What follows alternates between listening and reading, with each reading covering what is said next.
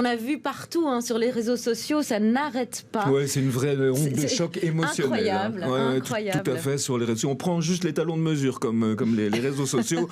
Arnaud était partout. Ça allait de musiciens assez connus jusqu'à assez fans. Tout le monde témoignait avec des photos souvenirs, avec ses morceaux préférés, etc. Les hommages, ils ont continué. Ça allait du Palais Royal jusqu'à des rappeurs, des jeunes rappeurs bruxellois comme Zwangerugui.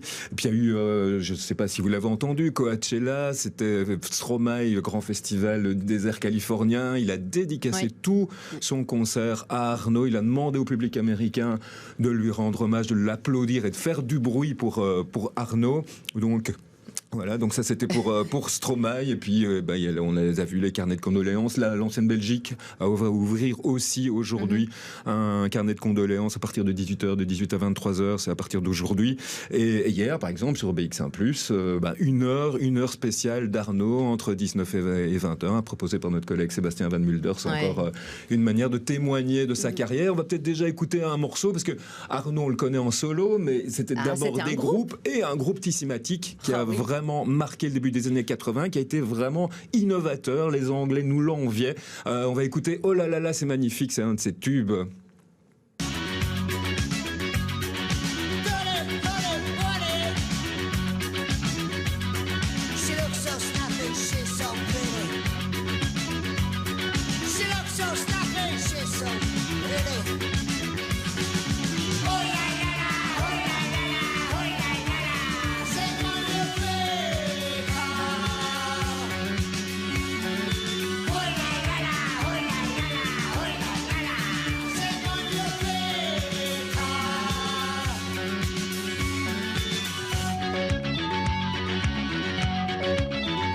C'est tout un son, ça, début des années 80. Ah oui, mais c'était un son vraiment original. Moi, je me souviens de l'autre chanson, Putain, c'est vachement bien. C'était bien aussi, bien sûr, il y avait aussi Putain, mais c'est toute la carrière de Tissimatic, c'était aussi la base de son set live. Il est connu vraiment pour ses performances live, et il a continué, parce que forcément, tout le monde l'a connu dans sa carrière solo. C'est là qu'il a gagné sa notoriété, sa popularité, son succès. Mais clairement, la base et sa création artistique, elle se situe au début des années 80, entre 80 et 85, avec ce groupe Tissimatic. Et donc... Mais justement, on se demande, qu'est-ce qui va rester d'Arnaud après cette superbe carrière solo? Comment est-ce qu'on va voir ces chansons? Comment on va le voir, lui, cette icône belgo-belge? Mais je pense qu'il va de toute façon rester musicalement. On prend un best-of en mélangeant tout. On est sur 15, 20, 25 morceaux quand même iconiques, où on se sépare beaucoup de Tissimatic et des morceaux de sa carrière solo. À mon avis, on va s'en retenir comme un vrai interprète, le Lonesome Cowboy avec sa voix, avec son côté dégingandé. Il y avait un morceau qui s'appelait Lonesome Cowboy, et là, il a totalement assumé cette image. Bien sûr, il y a dans sa carrière solo des morceaux fantastiques, un des préférés de Vanessa, Dans les yeux de ma mère, mais il y a aussi des morceaux très punchy, par exemple Je veux nager, qu'on va écouter. On va encore écouter un bout de Je veux nager d'Arnaud. Tu penses que je suis pas trop petit, tu penses que je peux être heureux, tu penses que je vais mourir, tu penses que je dis des conneries. Et moi je veux nager, encore une fois, avec toi. Et moi je veux nager, ma femme n'est pas là. Oh, moi j'aime Dieu,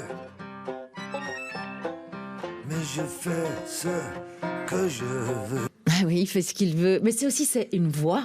C'est un accent. C'est un accent. L'accent totalement assumé, mais qui fait toute la différence. Ostendais d'origine, vivant à Bruxelles un vrai Belge. C'est ça qu'on retient. Les Français se sont amusés, comme on a Benoît Poelvoort, il y avait Arnaud.